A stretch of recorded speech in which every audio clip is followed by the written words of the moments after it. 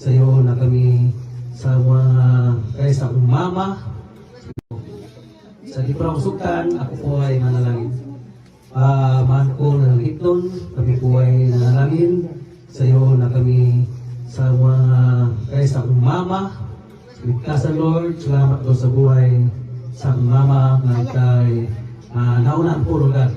Siya po ay naunaan Lord. Lord, salamat po sa buhay sa pag-isa kung nandito. Pakinig sa pulong sa Ginoo. In Christ we pray. Amen. Amen. So, atong pag-diskutahan karong nagtiuna, pasensya na kay English man akong giandam. So, ano to? So, ato lang akong ma-share sa inyo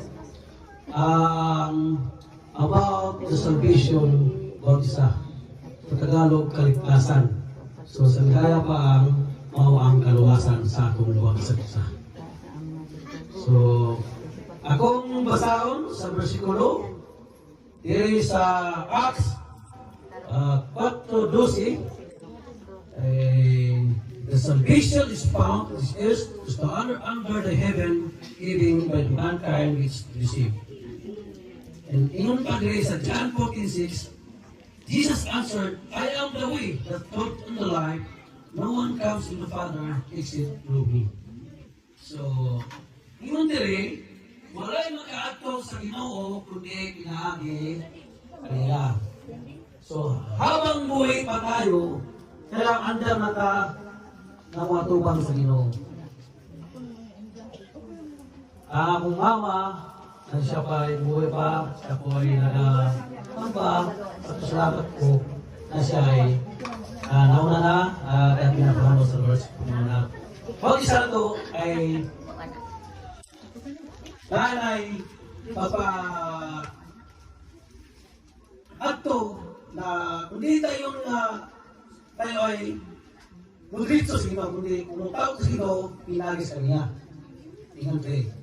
Sa Acts 16:3, reply, believe in the Lord Jesus and you will be saved, you and the household.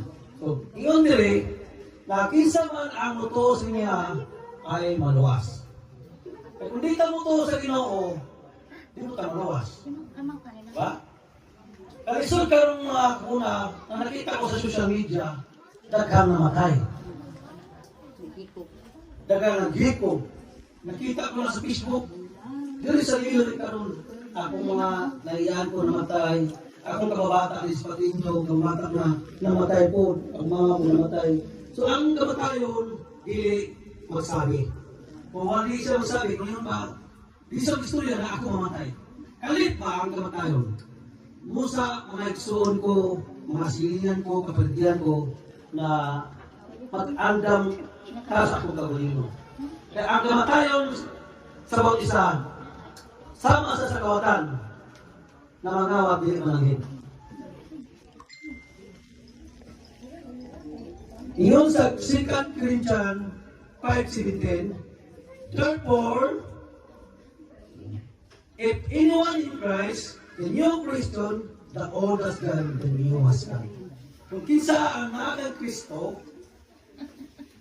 ay bago siya lang nilang. Hindi nato nabiyan atong mga lumang mga gawain, atong lumang mga binuhatan na hindi ka hindi ka arang-arang sa atong pagulong na masamang mga ugali. Kaya na the oldest God and newest God na nagkataon sa pag-ong kinabuhi. Kung sa mga mga igsoon na magbago, o magbago na, huhuli na ang tanan. Magbago na ta.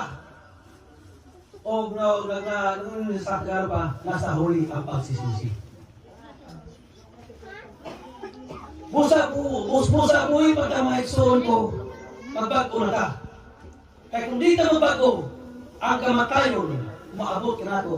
Basta ingon nga, kung nasa imperno, ang imperno ito o mga iksoon. Muna, mga iksoon ko, habang buhay ba ito, magbago na ta. Ayaw padayon sa imo mabuhat na mga hindi dapat na dapat gawin.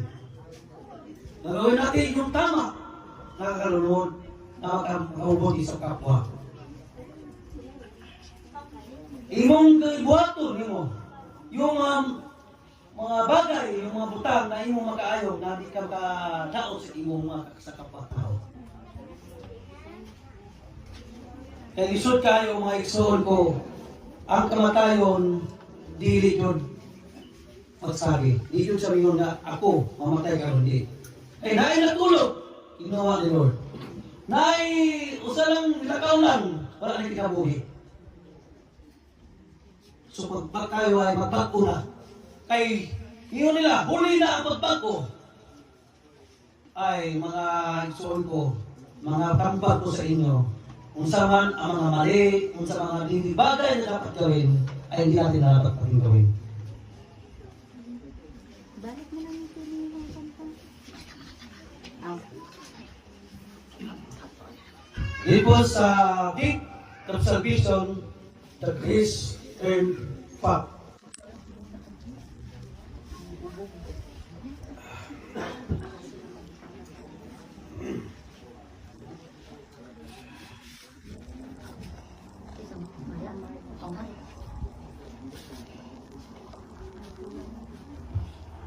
Basahan ko, dalawang lista para sabi po niya dito sa Ephesians 2, chapter 2, verse 8 to 9.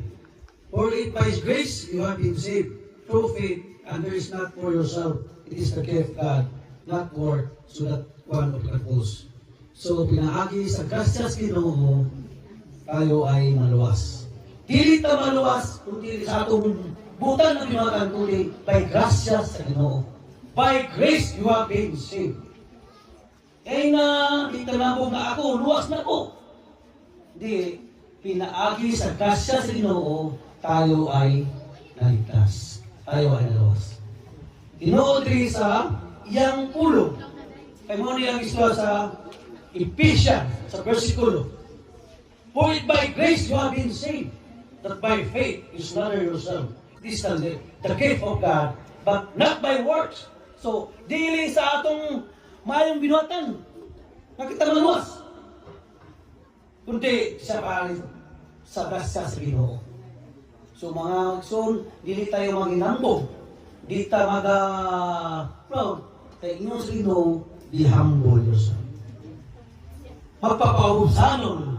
Di sa matong tao na mag-ubsanon, siya ay itataas niya. Amen? Isa naman itong magpaubsanon na tao, ay iyang ipakindot, iyang ipatawson. Kaya kung maghambog ka ng igsoon, hindi ka panghambog, eh wala naman yung katubag. Wala naman yung kastan. Mga igsoon, ayaw mo pahinambog mga igsoon, kay ang Ginoo, kung kwaon kas Ginoo, sayang na imong butang, na imong gihanda, imong gipunda di sa kalibutan. Ningon na, all these things, all this world will pass away, but my word will never pass away. Lahat ng bagay dito sa mundo ay mawawala. But ang pulong sa Ginoo, dili mawala. Ang sa istorya sa Bible, ang pulong sa Ginoo, dili mawala. Ang atong ipunda dili sa libutan ay mawala. Mga igsoon ko, mga silihan ko, mga kaparintihan ko, mga akala ko, mga igsoon ko. Akong mga tungon sa inyo, ang masaya sa inyo, I not to be a pastor, I not to be a evangelist, but the pulong sa Ginoo, nagyana sa ako ang pulong, nagyana, natutuo mga igsoon. Tinuod din ang soul, kaya sa Bible. Ang inyong itikon, ang inyong kaigsunan ko, nagkamagpak ko. Ayaw kayo mo paghambog. Ayaw ko manghambog ng mga igsoon. Ipagsak kayo sa inyo. Kaya ngayon po rin. Kung kayo magpaubos, ipataas kayo. Unsa man ka mo kalisod sa una, karon ay dapat na kamo pinaagi sa grasya sa Ginoo. Amen. Amen? Sa una po ay nakita ko ikaw na nagkakita sa una. Ikaw na karon dapat na. Kapilas ka sa Ginoo, yung blessing na binigay ni Lord sa iyo ay pasalamatan mo. Kaya kung di ka magpasalamat ng blessing na dumating sa buhay mo, ano mangyari sa iyo? Kukunin ni Lord yan. Kung sa man imong gihipon sa pusat na pila, sasakyan, Kung sa yung gihanda mo, kukunin Lord, mabaan yan, masira yan. Ang importante, ikaw at tuban sa Ginoo na handa ka pagpapaubos kay pataas ka ni Lord. Okay?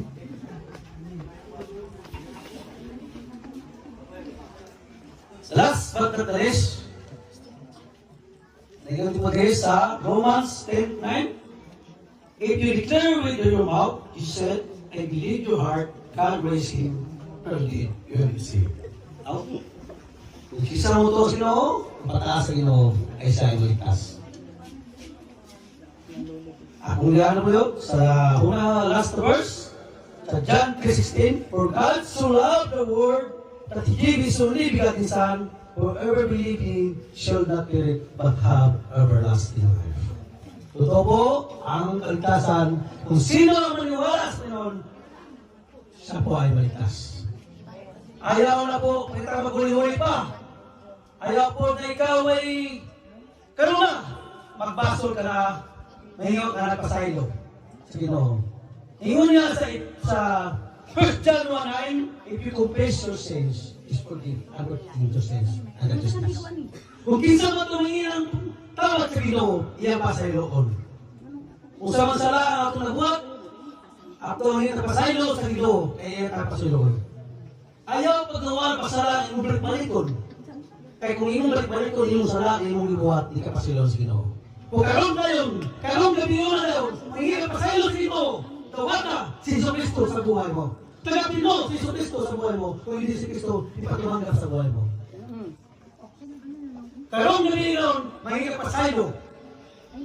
O tawagin mo si Cristo sa buhay mo. Ang kaligtasan, karong gabi yun na, hindi na huli pa. Tawagin si Cristo sa buhay mo. At ako ngayon, na kayo po ay tumayo, sa pag-ampo, sa katapusan, sa pulong sa Ginoo. Strong, Lord, strong in you. In every trial, you see me through. Your love unshaken, my hope secure. Forever I'll trust. Your word is sure.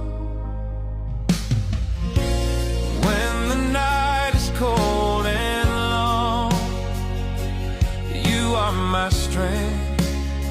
You make me strong. Even storms cannot dismay, for in your hand my faith will stay. My faith will stay strong, Lord, strong in you. In every trial, you see me through. Your love unshaken, my hope secure. Forever I'll trust. Your word is sure.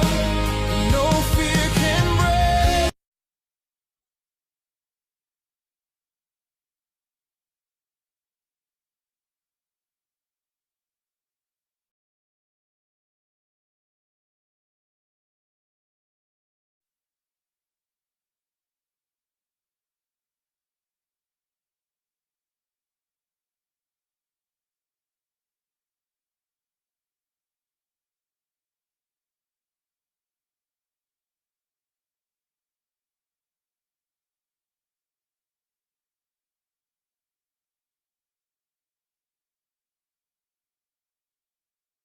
Pamalandungan ang pulong sa Ginoo.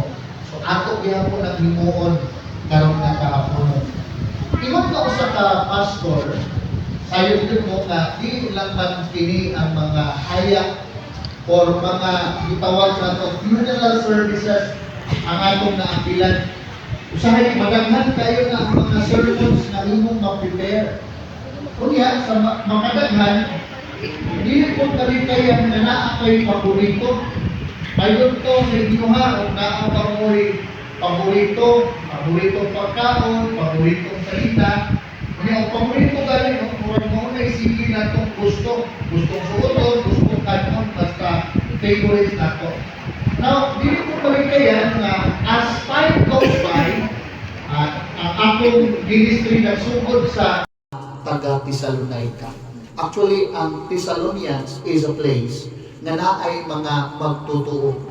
Unya gipahinumduman sila ni Apostol Pablo sa iyang sulat, aron ang iyang klaro, dili sila maignorante. Makahulakway ba mo unsay disadvantage sa tao nga ignorante?